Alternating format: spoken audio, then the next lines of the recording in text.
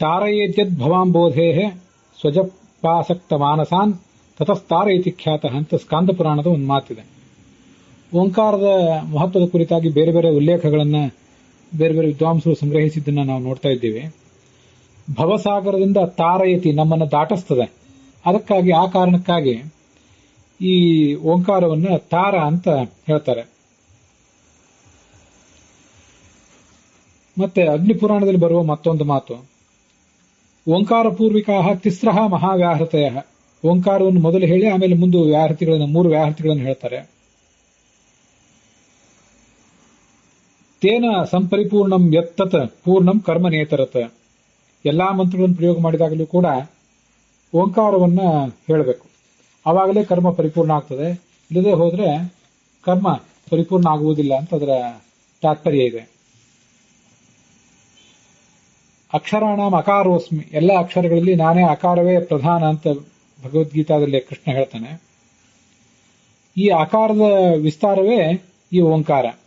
ಮೂಲ ಅಕಾರವೇ ಇರೋದು.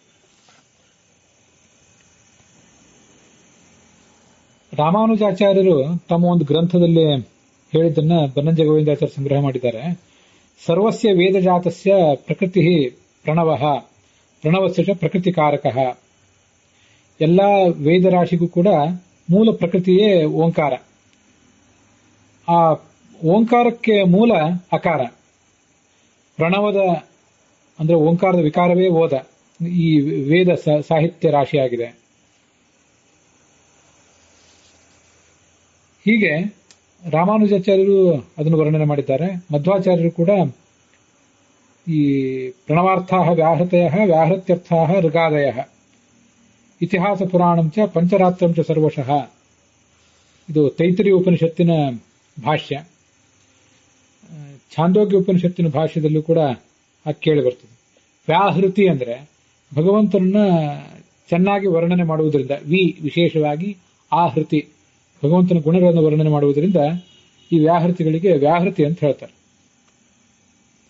ಐತರೆಯ ಭಾಷ್ಯದಲ್ಲಿ ಬಂದಿರುವಂತೆ ಅಕಾರ ಪ್ರಥಮಂ ನಾಮ ವಿಷ್ಣು ಸರ್ವಗುಣಾನ್ ಬ್ರುವನ್.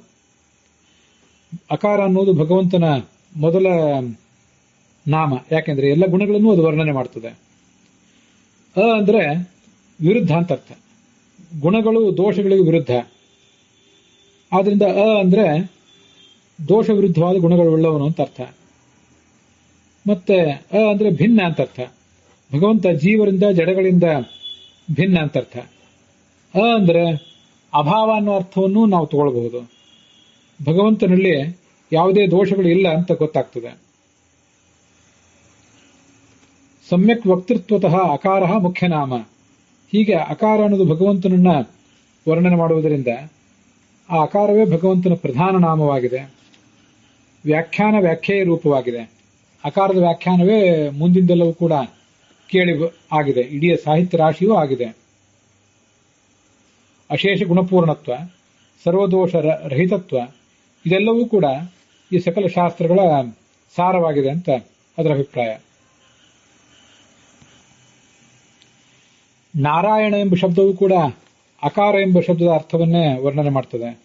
ಯಾಕೆಂದ್ರೆ ನ ಎಂಬಲ್ಲಿ ಇರುವ ನಾರಾಯಣ ಎಂಬಲ್ಲಿರುವ ನಕಾರವು ಅಕಾರವು ಸಮಾನಾರ್ಥಕಗಳು. ಮತ್ತೆ ಆ ನಕಾರವೇ ದೀರ್ಘವಾಗಿದೆ. ದೀರ್ಘೀಭೂತ ಪುನಸ್ತೇನ ಅಕಾರೇಣಿಯು ಸಹಸ್ಕೃತಃ. ನಕಾರವು ಇನ್ನೊಂದು ಅಕಾರವು ಎರಡೂ ಸೇರಿ ದೀರ್ಘವಾಗಿವೆ.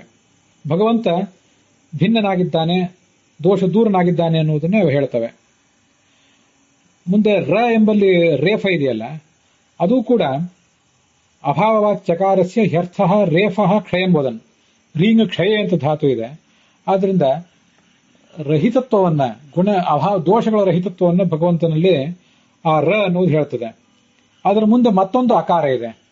ನಕಾರಕ್ಕೂ ರಕಾರಕ್ಕೂ ಅಕಾರಕ್ಕೂ ಎಲ್ಲದಕ್ಕೂ ಕೂಡ ಭಿನ್ನ, ಜಗತ್ತಿನಿಂದ ಭಿನ್ನ, ದೋಷರಹಿತ ಈ ಅರ್ಥವೇ ಬರ್ತವೆ. ಅಭಾವವಾಚ್ ಚಕಾರ ಸಹ ಐಕಾರ್ಥ್ಯಾದ್ ಗತ್ಯಭಾವಯೋ ಯಕಾರತ್ವಂ ಗತಸ್ತಸ್ಮ ನೋ ರೇಫಸ್ಯ ಉತ್ತರತ್ವತಃ. ಈ ಯ ಎಂಬುದು ಯಾ ಪ್ರಾಪಣೆ ಅಂದ್ರೆ ಯಾಪಯತಿ ಕಳೆಯುತ್ತಾನೆ, ಯಾತಿ ಅಂದ್ರೆ ಹೋಗುತ್ತಾನೆ, ಯಾಪಯತಿ ಅಂದ್ರೆ ಹೋಗಿಸುತ್ತಾನೆ. ಹಾಗಾಗಿ ಯಕಾರಕ್ಕೂ ಕೂಡ ಈ ಅಭಾವ ಎಂಬ ಅರ್ಥವೇ ಕಂಡು ಬರ್ತದೆ. ಆದ್ರಿಂದ ಅಕಾರವೇ ಯಕಾರದ ರೂಪವನ್ನು ತಾಳಿದೆ. ಅಲ್ಲಿರುವ ಮುಂದೆ ಇರುವಂತಹ ಮತ್ತೊಂದು ನ ಇದೆ. ಆ ನಕಾರ ಅನ್ನುವುದು ರದ ಸಂಪರ್ಕದಿಂದಾಗಿ ಣ ಆಗಿದೆ. ನತ್ವಂಗತೋ ಶಕಾರೋಸೋ ನೋ ವಿರುದ್ಧಾರ್ಥ ವಾಚಕ. ಸರ್ವದೋಷ ರಹಿತನಾದವನು, ಎಲ್ಲಾ ಜೀವರಿಂದ ಜಡದಿಂದ ಭಿನ್ನನಾದವನು, ಎಲ್ಲದಕ್ಕಿಂತ ಶ್ರೇಷ್ಠನಾದವನು, ಎಲ್ಲ ದೋಷಗಳನ್ನು ಕಳೆದುಕೊಂಡಂಥವನು, ಇಂಥ ಪರತತ್ವವೇ ನಾರಾಯಣ ಅಂತ ಐತರೇಯ ಭಾಷ್ಯದಲ್ಲಿ ಆಚಾರ್ಯರು ವರ್ಣನೆ ಮಾಡಿದ್ದಾರೆ. ಭಗವಂತನದೇ ಆದಂಥ ಬ್ರಹ್ಮ, ರುದ್ರ, ಇಂದ್ರ ಮೊದಲಾದ ನಾಮಗಳನ್ನು ದೇವತೆಗಳೆಲ್ಲ ಇಟ್ಕೊಂಡಿದ್ದಾರೆ. ಭಗವಂತನದೇ ಆದಂತಹ ನಾರಾಯಣ ಮೊದಲಾದ ಹೆಸರುಗಳನ್ನ, ವಾಸುದೇವ ಮೊದಲಾದ ಹೆಸರುಗಳನ್ನು ನಾವು ಇಟ್ಕೊಂಡಿರ್ತೇವೆ. ಆದರೆ ಅಕಾರ ಅನ್ನೋದು ಭಗವಂತನಿಗೆ ಎಕ್ಸ್ಕ್ಲೂಸಿವ್ಲಿ ಇರುವಂತಹ ಒಂದು ನಾಮ. ಆ ಅಕಾರವನ್ನು ನಾವು ನಮ್ಮ ಮಕ್ಕಳಿಗೆ ನಾಮಕರಣ ಮಾಡುವಾಗಲೂ ಬಳಕೆ ಮಾಡಬಾರದು ಅಂತ ಐತ್ರೇಯ ಉಪನಿಷತ್ತು ಹೇಳಿದೆ. ನಾರಾಯಣಾದಿ ನಾಮಾನಿ ನೃಣಾಂ ನಾಮಕ್ರಿಯಾಸ್ವಪಿ ವಿಹಿತಾನಿ ಅಕಾರೋ ನೈವಾಯಂ. ಅಕಾರವನ್ನು ಯಾವತ್ತೂ ಯಾವ ಹುಡುಗನಿಗೂ ಅಂತ ಹೆಸರಿಡಬಾರದು ಅಂತ ಅದರ ತಾತ್ಪರ್ಯ. ಅಕಾರಸ್ಯ ವಿಕಾರೋಯಂ ಓಂಕಾರ ಇತಿ ಕಥ್ಯತೆ. ಅಕಾರದ ವ್ಯಾಖ್ಯಾನ ಮಾಡುವಂಥದ್ದೇ ಈ ಓಂಕಾರ. ಅಧಿಕನಾದವನು, ಉಚ್ಚನಾದವನು ಅಕಾರೇಣ ಅಧಿಕಂ ಪ್ರೋಕ್ತಂ ಉಕಾರೇಣ ಉಚ್ಚ ವಿಚ್ಯತೆ ತಥಾ ಮಿತಂ ಸರ್ವವೇದೈಹಿ ಮಕಾರೇಣ ಅಭಿಧೇಯತೆ. ಅಧಿಕ ಅಂತ ಅರ್ಥ. ಗುಣದಿಂದ, ಸ್ಥಾನದಿಂದ ಎರಡೂ ದೃಷ್ಟಿಯಿಂದಲೂ ಉಚ್ಚ. ಮತ್ತೆ ಮ ಅಂದ್ರೆ ತಿಳಿಯಲ್ಪಡುವವನು ಅಂತ ಅರ್ಥ. ಇದು ಛಾಂದೋಗ್ಯ ಉಪನಿಷತ್ತಲ್ಲಿ ಬರುವಂಥದ್ದು. ಮಾತಾ ಅಧಿಕ ಏವಚ. ಐತ್ರೇಯ ಉಪನಿಷತ್ತಲ್ಲೂ ಅದೇ ಇದೆ. ಅಧಿಕೋಚ್ಚ ಸ್ವರೂಪೋಸೌ ಮಾತಾ ಅಧಿಕ ಏವಚ. ಮಾತಾ ಅಂದ್ರೆ ತಿಳಿಯುವಂಥವನು.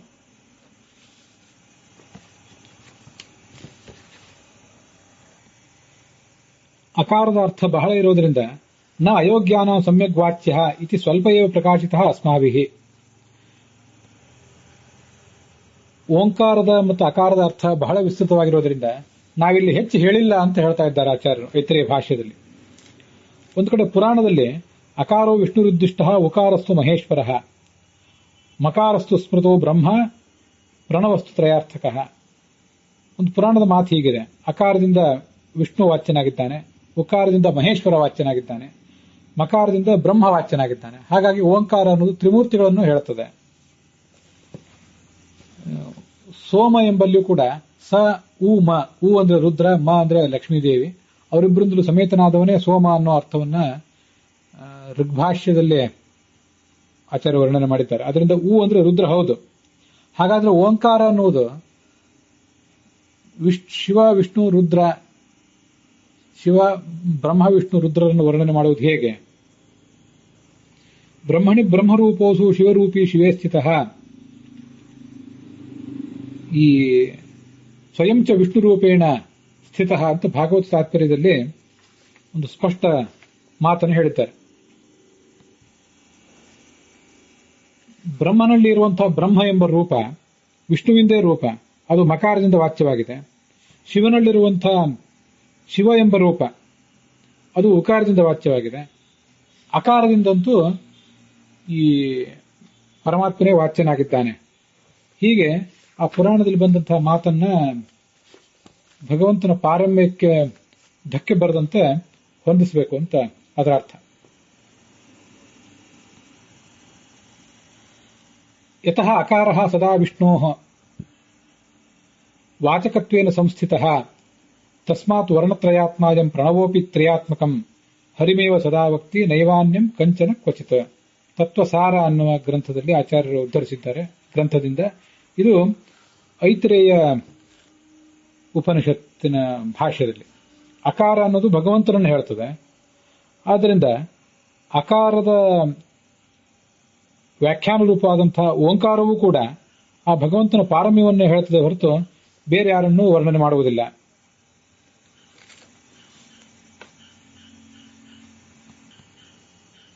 ಅಥರ್ವ ಶೀರ್ಷೋಪನಿಷತ್ನಲ್ಲಿ ವರ್ಣನೆ ಮಾಡಿದಂತೆ ನಾರಾಯಣಾತ್ ಬ್ರಹ್ಮ ಜಾಯತೆ, ನಾರಾಯಣಾತ್ ಪ್ರಜಾಪತಿರ್ ಜಾಯತೆ, ರುದ್ರಾಹ ವಸವಃ ಸರ್ವಾಣಿ ಛಂದಾಂಸಿ ಚ ನಾರಾಯಣಾಯ ದೇವ ಜಾಯಂತೆ, ನಾರಾಯಣಾತ್ ಪ್ರವರ್ತಂತೆ ನಾರಾಯಣಾತ್ ಪ್ರಲೀಯಂತೆ ಅಥ ಪುರುಷೋ ಹವೈ ನಾರಾಯಣ ಬ್ರಹ್ಮ ನಾರಾಯಣ ಶಿವಶ್ಚ ನಾರಾಯಣ.